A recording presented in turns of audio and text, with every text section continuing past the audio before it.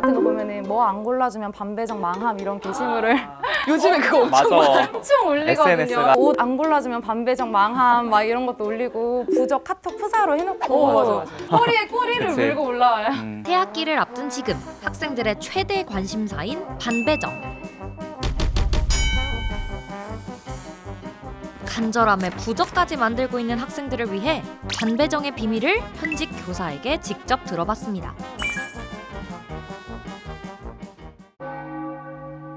기본 틀은 일단 성적 순으로 나열한다. 네. 1, 2, 3, 4, 5, 6, 7, 8, 9 등, 10등, 11, 12, 12 이렇게 꼬리물기처럼 이렇게 배열을 한 다음에 석차순으로 자동으로 되는 프로그램이 있어요. 그냥 클릭으로 자동으로 따르락 나와요, 성적으로. 그거를 다 같이 몇 분씩 인쇄해서 이제 회의를 하는 거예요. 그게 이제 반배정의 시작. 지금 B20 정상회의 하는 것처럼 선생님들 20명이 모여가지고 막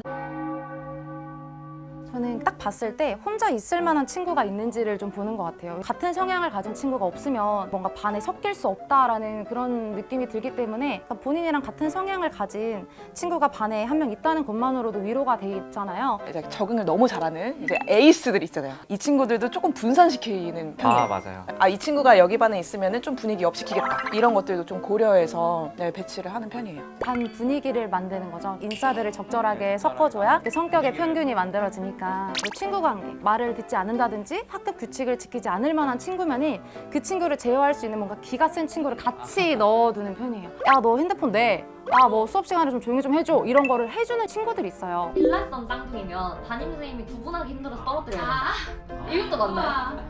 일리 있는 말인 것 같아요. 그러니까 일리 있는데요? 일단은 쌍둥이들이 요즘에 되게 많아요. 맞아요. 왜 이렇게 많죠? 그래서 쌍둥이들을 같은 반에 놓을 것인가 학부모님한테 물어봐요. 얘네가 붙어있으면 더 싸우거나 떨어지는 게 좋다고 생각하실 수도 있으니까 고려를 하는 편이고 혹시 동명이인? 전 무조건 전 갈랐던 것 같아요. 저는 그렇게 크게 동명이인도 안 봤던 것 같아요. 진리의 케바케 아닐까요? 우리 지어 다니는 학생들은 일부러 떼어놓기도 한다. 하나, 둘, 셋. 좋은 무리여도 그 친구들이 분산돼야 다른 반에서 역할을 하기 때문에 맞아요. 떨어뜨려놔요. 한 곳에 무리가 모여 있으면 반에서 뭐 반티를 정할 때도 그 학생들 위주로 반 분위기가 뭔가 흘려갈 수 있잖아요. 외향적인 학생, 내향적인 학생들이 일부러 섞일 수 있도록 고려한다. 하나, 둘, 셋. 저희는 반배정 명단에 회장, 부회장을 한 번이라도 한 애들을 표시가 되어 있어요. 회장, 부회장을 한 번이라도 한 애들은 뭔가 좀 나서는데 어려움이 없는 친구들이기도 하고 그래서 이런 친구들을 이렇게 분산하는 편이에요. 초등학교나 중학교에서 되게 학생들이 1년 1년이 바뀌기 때문에 어떤 반을 만나느냐에 따라서 되게 맞아요. 많이 바뀌고 성격이 그래서 바뀌어요. 되게 많은 상황을 고려해서 반배정을 했는데 그 예상을 1년이 빗나나죠. 어떻게 외향적인 친구가 너무 조용한 반에 가면은 거기에 맞춰져가지고 좀 자기 성격을 죽이는 경우도 있어요. 반 분위기가 좀 개인에게 진짜 많이 영향을 주는 것 같아요. 인물 관계도 그리듯이 짝대기 하트. 혹시 그런 거 진짜 하나요? 그렇게까지는 저희는 안 하거든요. 저희는 그냥 같이 노는 애들 명단 쫙 쓰고 뭐 누가 누구랑 싸웠다. 저는 이제 생활지도 담당이어서 무리가 누군지 다 적어놓고 그런 거를 적어놓은 데이터가 있거든요. 그거를 회의 때 들고 간 적은 있어요. 그 연애 얘기가 제일 많이 나는데 얘네 사귀었던 애 아니에요? 이 저 얘기 이제 옆에서 걔네 헤어졌어요. 맞아. 반을 그러니까 성적 순으로 했는데 누구랑 사귀었대요 바꿨어요. 근데 얘랑 또 누가 싸웠대요 또 바뀌고 막 엉클어져서 다시 원점이 되는 그런 상황이 실제로 일어나요. 다시 원점이 든 이거 아까 바꾼 거 아니야? 막 약간 이런 상황이 이러려면 왜 바꿨어 지금? 저는 첫 회의 들어갔을 때 주변 선생님들이 누구랑 누구는 무슨 관계고 그런 걸 막 술술술술 얘기하면서 어떻게 이런 걸 다 알지? 뭔가 제 학창 시절을 돌이켜 보면서 나에게 그래도 담임 선생님이 신경을 썼거나 사실은 그 회의에서 제일 많이 고려하는 게 학폭이나 이런 갈등 관계를 저는 최우선으로 맞아요. 항상 회의 때 봤었거든요. 누가 누구랑 붙으면 안 되고 누가 누구랑 붙어야 된다. 맞아요. 이 친구가 좀 힘든데 어떤 친구가 옆에 있으면은 도움이 된다 하면은 가능한 붙여주려고도 하고 그래서 반배정 시기가 되면은 누구랑 다른 반 시켜주세요 이런 경우는 될지 안 될지 모르지만 일단 담임선생님한테 말은 해야 된다고 생각을 해요. 왜냐면 담임선생님이 모르고 있는 경우가 너무 같은 반이 되기 힘든 학생이 있다면은 그래도 담임선생님한테 한 번은 꼭 말을 해주기. 넷플릭스에서 유명한 드라마가 있잖아요. 이런 경우가 학교에서 벌어진다면 가해학생, 피해학생 분리. 근데 그거는 고려를 하는 수준이 아니라 그냥 진짜로 그게 무조건 저희한테 너무나 큰 이슈라서 맞아요. 네, 그걸로 인해서 반배정이 완전히 바뀔 거예요.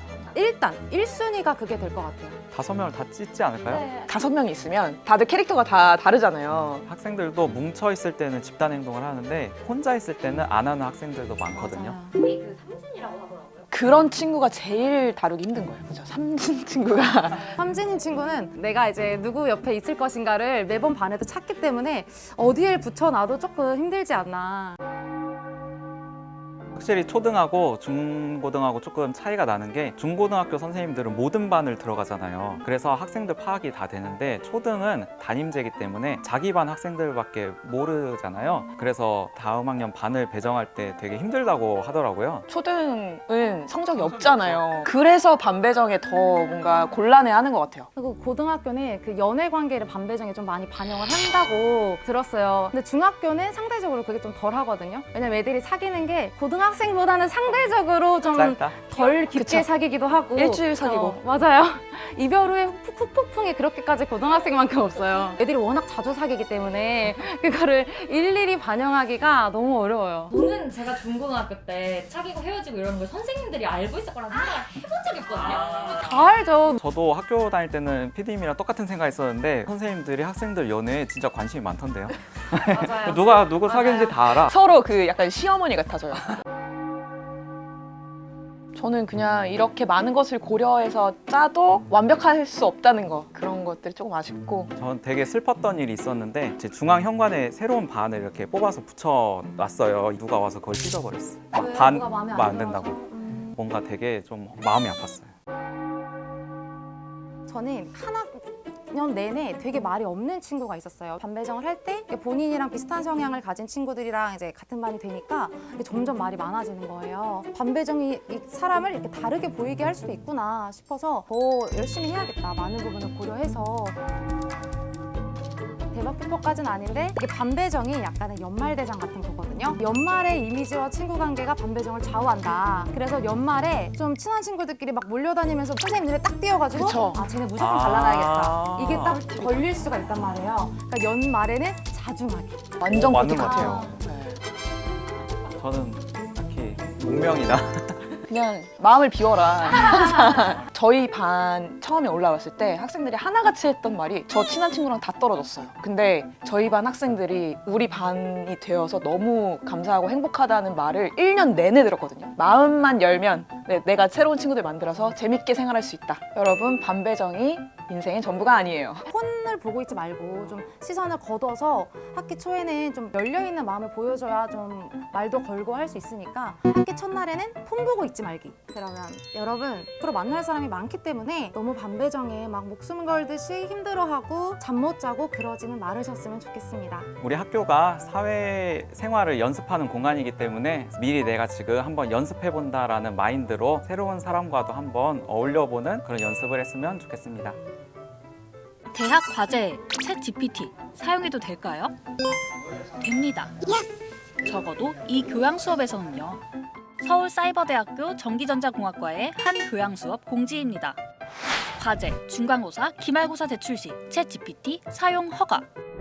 사유라는 것은 과정보다 결과물이 중요한 것이다. 유용한 툴을 활용해 본인의 사고 한계를 넘는 것도 수업의 한 부분이다. 챗 GPT를 교양 수업 과제, 시험에 적극 활용하라는 교수님. 이 교수님께 대학생이 과제에 활용할 수 있는 챗 GPT 간단 사용법에 대해 배워봤습니다. 개인 비서 프로그램이라고 생각하시면 될 것 같아요. 제가 해야 될 일이 있다면 그거를 원활하게 도와주고 빠른 시간 안에 전해줄 수 있는 온라인 비서. 그래서 챗GPT를 어떻게 활용하냐? 예를 들어서 레포트가 있다. 제일 처음에 사람이 먼저 적어요. 하단 부분에는 챗GPT가 인공지능이 적은 거를 적습니다. 그리고 제가 적었던 거랑 이제 하단이 적었던 걸 비교를 해보는 거죠. 만약에 제가 구글에서 10시간 동안 찾아서 써머리했던 데이터가 챗GPT가 1분 만에 대답한 데이터랑 거의 흡사하다면 깊은 분노와 화가 나겠죠. 부정적인 감정을 자기 이제 커리어에 도인들에게 변환을 시키는 거죠. 더 빠른 속도로 찾아내고 더 퀄리티 있는 정보를 찾아낼 수 있도록. 교수님은 챗 GPT의 좋은 답을 얻기 위해서는 질문을 잘해야 한다고 강조하는데요. 이 질문을 어떻게 하느냐에 따라서 A라고 나올 수도 있고 B라고 나올 수 있고 경우의 수가 워낙 많기 때문에 질문을 잘 하는 게 아마 가장 중요하지 않을까. 옛날에는 답변을 어떻게 하는지가 중요했지만 이번에는 질문을 어떻게 하는지가 중요한 시대가 조금 빨리 온 것 같습니다. 과제할 때 유용하게 쓸 수 있는 챗 GPT 질문법에 대해 알아봤습니다. 첫 번째, 육하 원칙을 이용해 구체적으로 질문하기. 초등학교 때 잘 아시겠지만 되게 육하 원칙에 대해서 많이 배웠잖아요. 그거를 챗GPT에 그대로 적용을 하시면 될 것 같습니다. 이 답변은 누구에게 필요한지, 언제 기준 데이터가 필요한지, 어디에 필요한 답변인지, 무엇을 알고자 하는지, 어떤 방식으로 답변을 낼 것인지, 이 답변이 왜 필요한지, 이걸 기억하면서 챗GPT에 질문하면 더 나은 답을 얻을 수 있다는 거죠. 예시를 한번 볼까요? 무턱대고 노트북 추천을 받아봤습니다. 일반적인 사용자를 위한 노트북, 게임 및 그래픽 디자인을 위한 노트북, 예산에 맞는 노트북, 이렇게 범위가 넓은 답변이 나옵니다. 좀 더 정교하게 질문을 해봤습니다. 나는 누구이며 언제 쓸 것이며 예산, 특징 라는 정보를 넣어 노트북 추천을 받아왔습니다. 대학생을 위한 저렴한 노트북에 딱 맞게 추천을 받을 수 있었습니다. 두 번째, 영어로 질문하기. 챗 GPT에 한글로 질문해도 답을 얻을 수 있긴 합니다. 하지만 영어로 검색하면 더 나은 답을 얻을 수 있다는데요. 챗GPT가 그 학습한 양이 98% 이상이 영어 데이터인 걸로 알고 있어요. 한국 데이터는 1%도 안 되는데, 그래서 이제 영어로 물어봤을 때는 좀 더 정확하게 답변을 하는 경향이 있습니다. 그래서 한글과 영어 두 가지로 같은 질문을 해봤는데요. 한글 질문을 영어로 번역한 뒤 챗 GPT에 넣어봤습니다. 보시면 아시겠지만 한글보다 훨씬 빠르다는 걸 느낄 수 있을 겁니다. 이 답변을 다시 번역해 한글로 출력하면 됩니다. 그렇다면 한글로 질문할 땐 어떨까요? 한글 질문에 대한 답변은 딱 5줄만 나옵니다. 영어로 하는 질문이 더 풍성한 답변을 준다는 걸 알 수 있었죠. 세 번째, 요약 기능을 적극 활용하기. 한정된 시간으로 상당히 많은 이제 학습을 해야 되는 경우가 많거든요. 공부량이 엄청난데 만약에 요약 기능을 활용하지 않는다면 그걸 아티클 전부 다 읽어야 되거든요. 챗GPT의 요약 기능을 사용하면 이제 세 줄 요약이 가능하니까 빨리 이제 핵심을 알 수가 있게 되는 거죠. 기사를 복사해 요약해달라고 해봤습니다. 긴 기사를 7줄로 간단하게 줄여줍니다. 시간이 부족할 때 유용하게 쓰이겠죠? 네 번째, 마음에 드는 답이 나올 때까지 반복하기. 챗GPT가 아직까지 완벽한 툴이 아니다 보니까 미묘한 질문 차이에도 차이가 큰 결과값을 출력할 때가 되게 많거든요. 자기가 원하는 완벽한 대답이 나올 때까지 최소 3번이나 4번 정도 돌려봐야지 자기가 생각하는 거랑 거의 유사하게 나올 거라고 생각이 됩니다. 같은 질문이라도 다양하게 물어보면 더 풍성한 답변을 얻을 수 있다는 거죠. 만약 교장의 의무에 대해 리포트를 작성한다. 아래 3가지 문장으로 질문을 달리해보면 다양한 답변을 받을 수 있습니다. 이 답변을 조합해 나만의 답을 만들어내면 되는 거죠. 5번째, 여유가 있다면 유료 버전을 활용하기. 장점 1, 속도가 빠르다. 유료 버전을 쓰게 된다면 이제 속도도 몇 배 빠르고요. 장점 2, 사용자가 많을 때 에러가 안 난다. 유저들이 많이 썼을 때 서버에서 과부하됐을 때 셧다운 시키는 걸로 알고 있습니다. 무료 버전 사용자분들 낮에 챗 GPT 사용하면서 에러 날 때 많으시죠? 유료 버전을 쓰면 그런 일이 잘 일어나지 않는다고 해요. 마지막, 개인정보는 입력하지 않기. 챗GPT를 사용하실 때 정말 유의하셔야 될 게 있는데, 첫 번째는 개인정보를 절대 입력하시면 안 되고요. 두 번째는 회사 기밀이라든지 예민한 문제의 정보를 입력하시면 안 됩니다. 챗GPT가 이거를 학습을 해서 다른 유저에게 출력해주는 경우가 있을 수도 있고요. 챗GPT 개발자가 이 정보를 악의적으로 사용할 수가 있고요. 만약에 대비해서 오픈AI 회사의 서버가 해킹당했을 때 개인정보나 이게 유출이 될 수 있거든요. 교수님이 알려준 활용법을 바탕으로 과자 마케팅에 대한 리포트를 기획해봤습니다. 우리는 과자를 파는 회사입니다. 이번에 매운 새우깡이 출시돼 마케팅하고 싶습니다. 어떻게 전략을 수립해야 할까요? 6가지 방법을 알려주는데요. 이제 마케팅에 대해서 이렇게 쭉 알려줬잖아요. 근데 이제 매운 새우깡에 대한 정보가 좀 없으니까 이걸 강조를 하는 거예요. 한국 사람들은 매운 음식을 좋아하는데 이런 사람들의 관심을 어떻게 하면 끌 수 있을까요? 추가 질문을 하는 거죠. 매운 음식 관련 퀴즈 대회라는 새로운 아이디어가 추가됐습니다. 이렇게 나온 아이디어를 발전시켜 리포트 작성에 활용해도 되겠습니다. 교수님은 챗 GPT를 연애에도 활용할 수 있다고 하는데요. 롯데월드에서 첫눈에 반한 상대에게 성공률 높은 메시지를 보내는 법.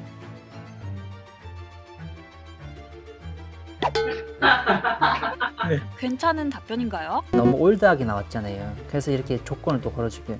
10대 말투와 스타일을 추가해 조금 더 자연스럽게 바꿔봤습니다.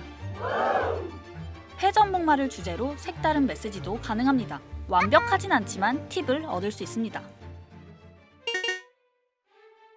챗GPT를 아직 1살짜리 천재 애기라고 생각하거든요. 1살짜리 친구한테 너는 왜 운전을 못해? 왜 돈을 못 벌어와? 이러진 않잖아요. 챗GPT가 지금 어마무시한 속도로 돈을 태우고 있어서 저는 유저들이 챗GPT를 버그를 수정을 하고 더 업그레이드하는 직원이라고 생각을 하거든요. 아마 뭐 2, 3년 정도면 우려하는 부분들이 한계점들 다 극복되지 않을까. 예전에 가수라는 직업은 전부 다 라이브로 노래를 불렀었잖아요. 근데 이제 기술이 발전을 하면서 상당히 많은 직업들이 또 파생이 됐거든요. 음반 기획자, 뭐 음원 사이트, 기획사라든지 아니면 마케터, 이제 상당한 많은 직업들이 파생이 됐거든요. 제주는 챗GPT가 부리고 돈은 한국인이 번다 라고 좀 적용을 해봤으면 좋겠어요. 이거를 이제 규제하고 쓰지 말라는 게 아니라 이거를 잘 활용을 해서 새로운 직업을 대해서 선점을 한다면 좋은 기회가 아닐까 생각이 됩니다. 학교 과제에 마케팅 기획에 연애까지 도와주는 챗 GPT의 대단한 능력. 챗 GPT와 우리는 앞으로 어떻게 공존하게 될까요? 효율적이고 안전하게 인간의 일상을 돕는 기술로 자리 잡길 바라봅니다. 야니 교가 기억나세요? 교가? 불러주세요. 유구한 한강수 구구한 역사를 어깨에 메고 관악산 기슭에서 백월산의 높은 목 우러러보며 광교산의 장엄한 언니 광교산? 우리는 모락산. 모락산? 모락산 줄기줄기 기운 천맥박. 아니 그러고 보니까 우리나라 교과엔 산이랑 강이 진짜 많이 등장한다. 정해진 작사법이라도 있는 걸까? 모두가 궁금해하는 교과 가사의 법칙. 교과 가사들을 살펴보면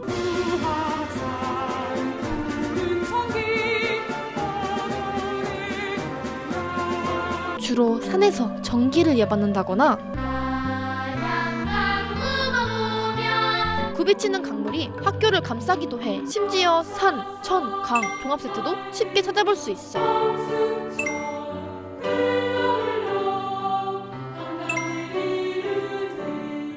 가사에 산과 강이 얼마나 많으면 이런 통계 자료까지 있다고. 그래서 교과 가사에 자연이 이렇게나 많이 등장하는 이유가 대체 뭐냐고?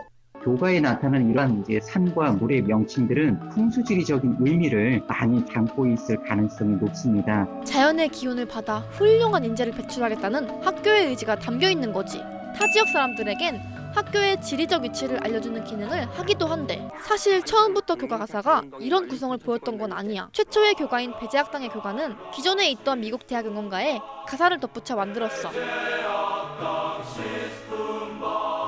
가사 속에 자연이 나타나기 시작한 건 바로 공주 영명학교부터야. 그 이후부터 유행처럼 퍼져나간 교과 속의 산, 강, 들, 전, 못. 최근엔 친일 음악가들이 일부 교과 작사에 참여했다는 논란도 있었는데 그렇다고 옛날 교과 가사 모두가 일제의 잔재라고는 볼 수 없대. 1900년대 초만 하더라도 우리나라 이제 민족 지도자들도 학교를 많이 건립을 했었고요. 풍수지리적인 특징을 지닌 교과를 직접 이제 만들기도 했습니다. 그렇기 때문에 전체를 모두 다 일제의 어떤 잔재로 판단하기는 어렵고요.